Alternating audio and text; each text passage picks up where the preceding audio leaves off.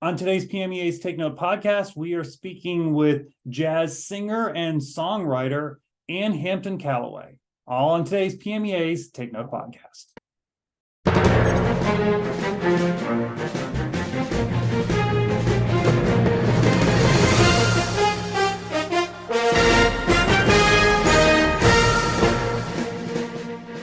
Hello, everyone, and welcome to this edition of PMEA's Take Note podcast. I'm Mark Despadagas. Thanks for being with us. I'm really excited today for our guest. I guess it's a little bit out of the norm, but I think it's one that you're really going to enjoy. Joining us today is a singer, songwriter, vocalist, probably a lot of other things in there. Maybe we'll figure out the whole resume by the end of our time together. Ann Hampton Callaway. Ann, thanks for being with us. It's great to be with you. Thank you for having me on your podcast. Yeah, so I have followed your career for many, many years, and it's been really fascinating to watch kind of what you've done from singer, songwriter, Broadway. And to tell you the truth, my very first exposure to you was when you were on Broadway in Swing. Oh, wow. I'm glad you saw that. So that was, maybe over 2 decades ago, not to date either of us, but that's 1999 to 2001. I was lucky to star in that show. Yeah. So one of the things that blew me away there was your ability to scat sing. Wow. And you probably don't remember this, but 20 years ago, I did a television show and we had you on as a guest on the phone on this, because that was primitive days before we had all this technology, right? Oh. On the phone.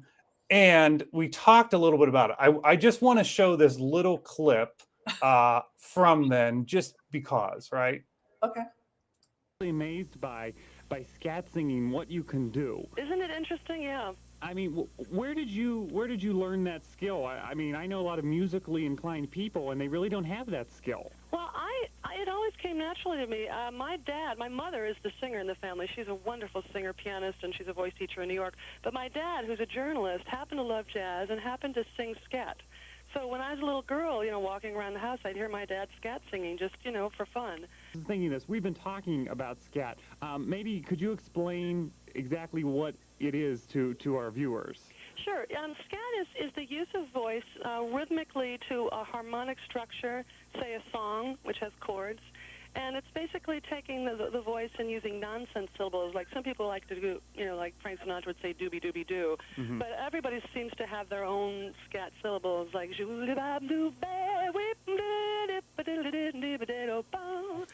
I'm on like the floor now after listening to it. I'm amazed by that. Well, after a cocktail or two, I could even get you to sing scat. So one of these days, I'll give you the pleasure of it. I'll take you up on that. Okay. And all these years later, I'm still amazed by those who can do that. And you do it so well. Well, thank you. And have you tried it yourself? No, I haven't. And it's, I'm around music teachers all the time. And that's just not, I guess I haven't had the cocktail yet to get myself prepared for it. Wow. Well, when I work with students, I will sometimes just sing something like "Bop doo day," and then they go "Bop doo day," and they go "Ba doo ba doo do," and they repeat "Ba doo ba doo do." And if you actually start to let's say that the most famous scat solo in history is Ella Fitzgerald singing "How High the Moon" with a 10-minute scat solo. Now everybody says, "Oh, how could you think so many different musical ideas in 10 minutes?" Some of those things were song clips, song quotes that she probably had come up with the perfect way to sneak in there, and some of it was just free improv. But scat singing is available to everyone, and you'd be surprised at the most unlikely people who started to say, "Oh my goodness, I actually can sing some scat." So I recommend people trying it. It's a fun thing to do when you're cleaning the house or driving your car. Just, try to make some nonsense syllables to a melody that seems to fit the song you're listening to, and you'll be surprised at how much fun it is. All right. So that'll be my challenge. I will report back to you on our next interview. Tracking results, Mark. Don't just... Yes. All right. I'll report back. as I mentioned, you've done Broadway, you've written your own songs, you've released a lot of albums, other people's songs. I'm curious, like, as you look back on your career, like, how do you encapsulate what you have done? How do you look at it, this very broad career? And we'll get to the new album in a second, but how do you see kind of up to here? I see that my creative spirit has taken a lot of chances, been revealed and strengthened and developed by many wonderful friendships with very, very talented people who taught me a lot, and inspiring people that came before me who taught me a lot, and that I've been a person in my life who said yes to everything that made sense. If somebody called me up and said, "Can you do this?" Yes. If it didn't make sense to me, I said no. But when the woman called me up, I was walking down the street in New York City and said, "Would you be available to record a song for a film that Robert De Niro is making?" Of course, I said yes. And then the next day, "Oh, could you get into costume and be on the set at 7 a.m. 5 hours before Diva O'Clock?" I said yes. When they were looking for an Ann Hampton Callaway type for the Broadway musical Swing, and they couldn't find one, and they called me, I said yes, I would love to see you. But I also came up with a lot of things that I wanted to do, and I planted those seeds. And sometimes those dreams take a really long time to come true. But I've always believed that if you keep working and you keep learning and you keep developing possible ways of making something happen, it can happen. And so producing 2 pilots for a TV series I wanted to have called Singer Spotlight was an adventure. I learned so much about what television takes. Working with symphony orchestras, creating symphony shows, because I love to sing with an orchestra, and working with the greatest arrangers of our time to make song lists and celebrations of people and music and themes that thousands of people will want to hear. That's been an amazing creative experience. Writing TV themes for people, and my biggest hit, The Nanny, it became just from meeting Fran after a show of mine, original songs, and she said, "Oh my God, you're so talented. We need to work together."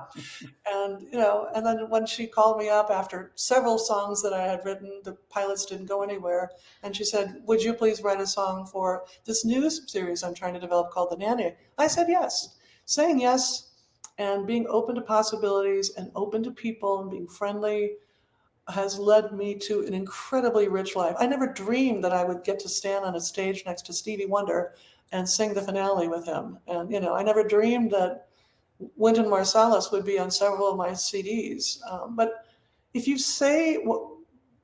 if you pray for things, if you envision things, and if you also put it out there that you want to do things, it's amazing how many things actually get manifested. But the timeline can be very long. You never know. Yeah. But I'm very grateful that I've had such a rich life, and I'm just going to stay the adventurous diva that I am. Yeah. And so I guess part of that is in releasing this new album called Finding Beauty Originals, Volume 1. So I love that it's Volume 1. I guess that's a teaser. There's more ahead. But this is all original music. Talk to us about this. Well, I've written over 300 songs, and this year I was inducted into the Women's Songwriter Hall of Fame, which was an incredible honor for me.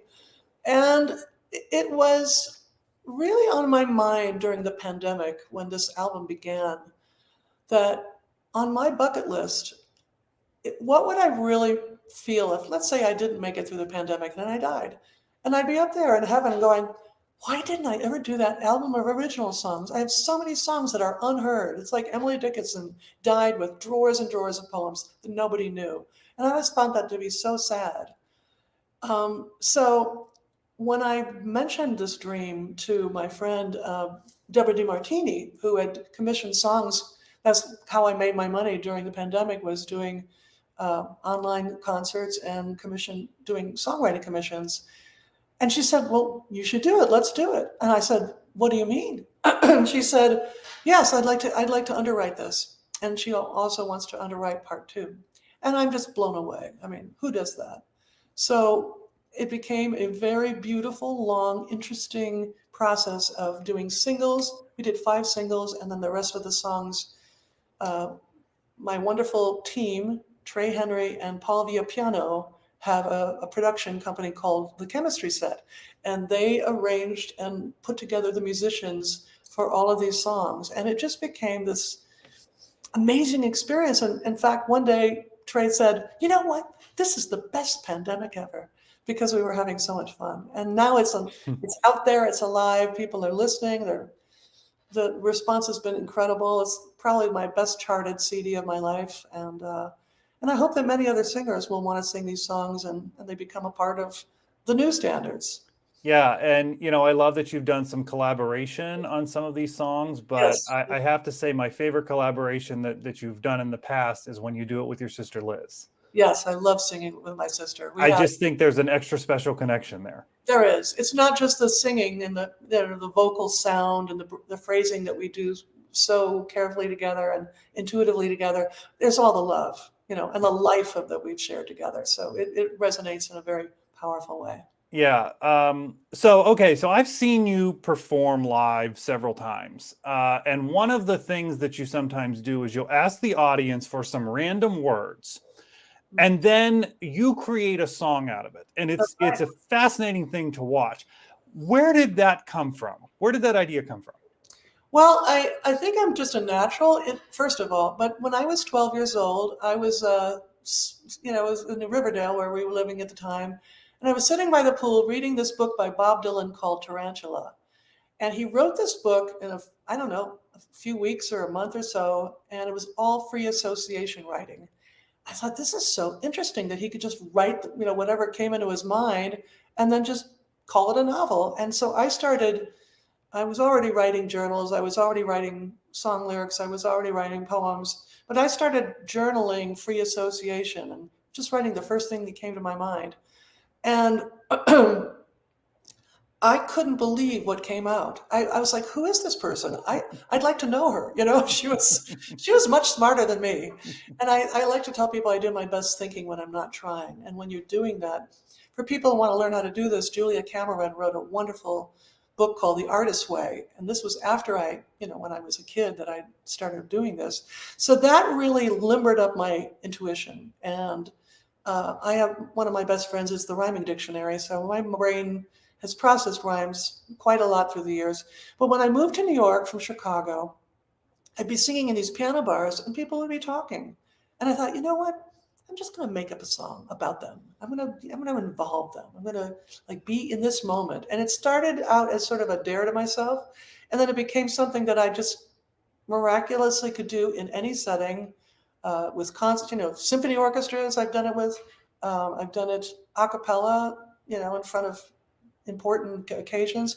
One of my favorite improvs was after September 11th. I was at my spiritual place in where I practice yoga in South Fallsburg, and our teacher had said that the people who had died had really not understood what happened to them. So I said, let's go upstairs and let's sing them our blessings. And so about 12 people came upstairs, and then more and more people were drawn up. About 150 people were improvising for an hour, words and phrases to bless the people who had died. And these people had never done this before, but the love and the intention brought out this extraordinary musical moment that I will never forget. So improv is not just fun. It's not just a party trick. It's really an amazing experience that honors the moment. And it allows you to just be totally focused on one thing and one thing alone. And so, it's one of my favorite things to do. Yeah, that's fascinating. What a wonderful story. So let's go back in time a little bit. Talk about your school days in music. I don't think I've ever read anything or seen anything about what was your experience like in music education? Well, I grew up in public schools, but I grew up with a mother who was a singer. My mom, Shirley Callaway, was a singer, pianist, and a voice teacher. So I learned so much from her, sitting on her lap as a baby and touching my fingers on the keys, watching her, wanting to do what she did. And I kind of just made stuff up on the piano. I was terrible at piano lessons. I had a very mean teacher when I was 10. And then I had a fabulous teacher when I was 16, but I really couldn't sight read very well. I had a really good ears. So I would just like throw away my Beethoven book and I would make up fake Beethoven. And then I met a man named Alan Swain in Chicago.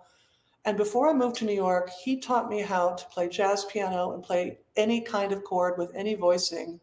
And he had a great system for teaching that. And so when I arrived in Chicago, the third night my sister joined me.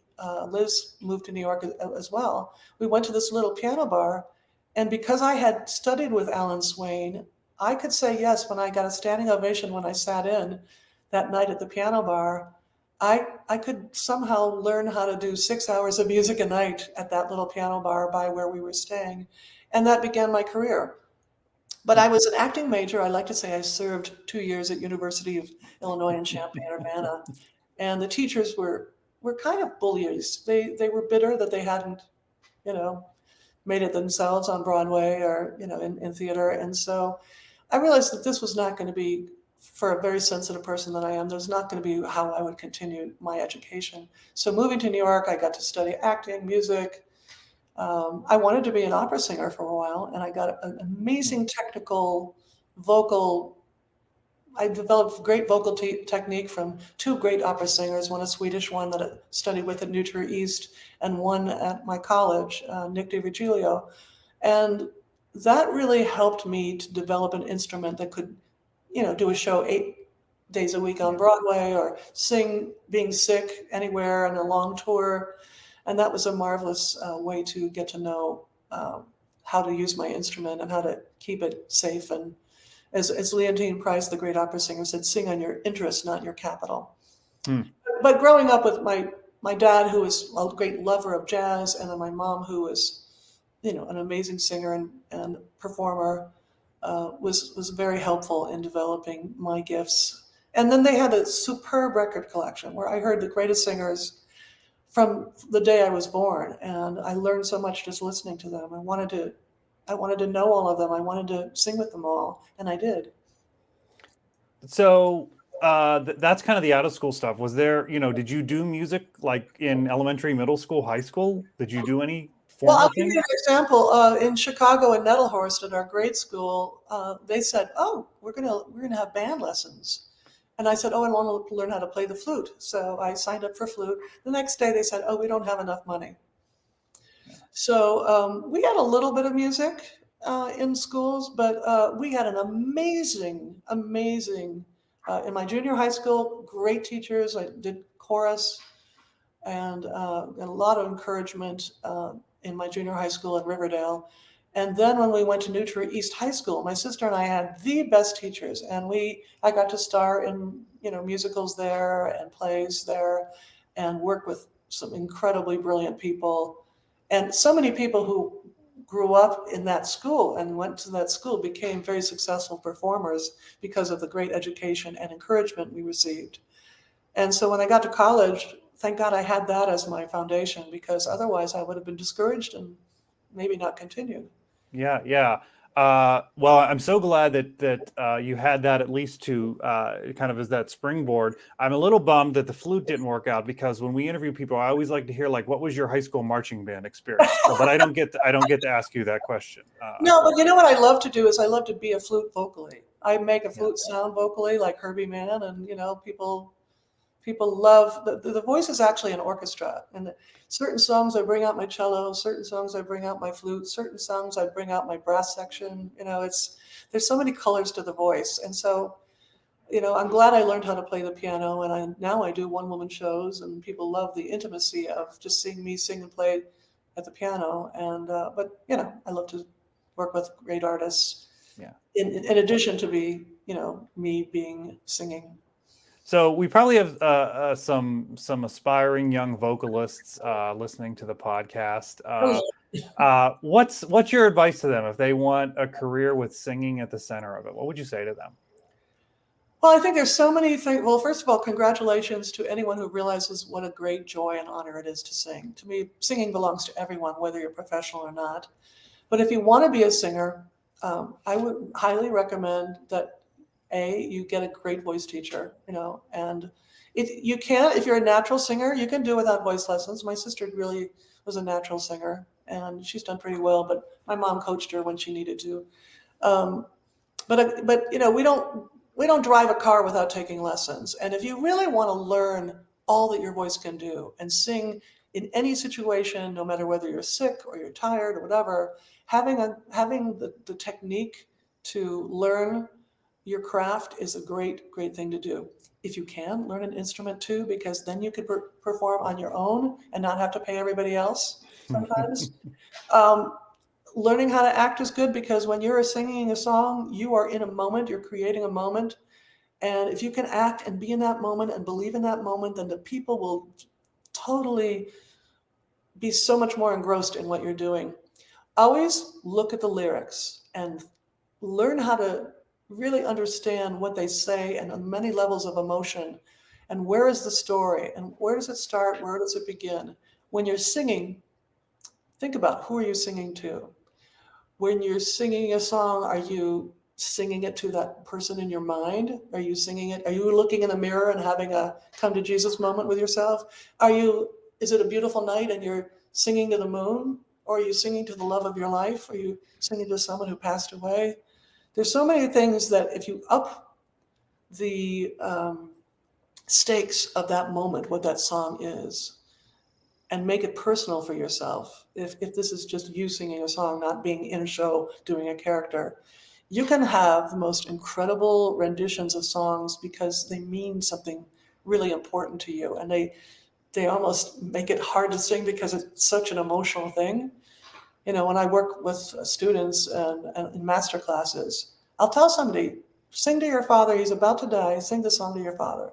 And they can't go through it because they're crying, but what they sing is so real and so beautiful and so profound that they realize, oh, that's where the imagination and the believing can make a song go from good to extraordinary. In terms of a career, one of my things that I recommend people doing is have a friendship circle of people who believe in you, that you can work with, that you can learn from. Find somebody who plays an instrument that you want to sing with. Treat them well, encourage each other, go to other people's shows, maybe try to be friends with them, get to know everybody who does what you love to do, and go listen to the greats, learn from them.